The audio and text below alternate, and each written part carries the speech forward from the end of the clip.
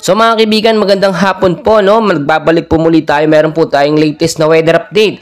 Narito na po, no? Pero bago tayo magpatuloy, pa-like and subscribe pa rin po and pa-hit ng notification bell.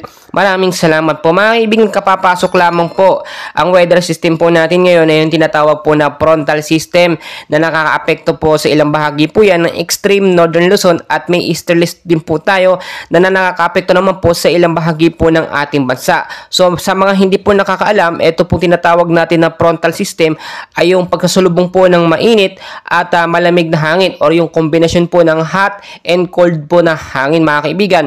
Hudyat din po yan ng pagkapalit po ng klima from heat season to rainy season. Kasama din po dito mga kaibigan yung tinatawag natin na easterlies o yung mainit na hangin po na nanggagaling po yan sa karagatang Pasipiko. So forecast weather condition po natin. Makinig po kayo mabuti, no? Sa area po ng Batanes, kasama na po dyan ng Cagayan. Posibleng maulap po na panahon ng maranasan hanggang bukas po yan mga kaibigan. Dulot po yan itong frontal system. Maghanda po tayo, maging alerto po tayo sa posibleng isolated light rains to heavy rainfall pagdating sa gabi at may impact po ito ng pagbabaha at landslide naman doon sa mababa at matataas na lugar kung sakali nga pong magtuloy-tuloy.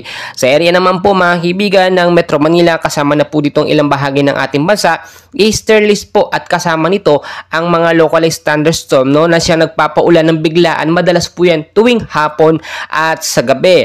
Upon checking po sa ating weather system mga kaibigan, wala pa naman pong nakapasok na bagyo sa loob at labas ng ating bansa. Pero take note po na may binabantayan po tayo na weather system o yung trap ng low pressure area kumpol ng kaulapan, cloud cluster sa labas po yan o bandang Silangang Mindanao na posible nga pong maging active LPA or sabihin natin kauna-unahang bagyo sa bansang Pilipinas. Maging handa po tayo dahil nga po sa pagpapalit nga po ng klima from heat to rainy season, hindi po yan biglaan mga kaibigan, dahan-dahan po yan at napapansin naman natin nag-i-slow down na po ang init ngayon, no? Hindi na po siya kasing init nung mga nauna pong mga araw, no? Yung mga last month po sobrang init talaga. Ngayon, unti-unti na po yan.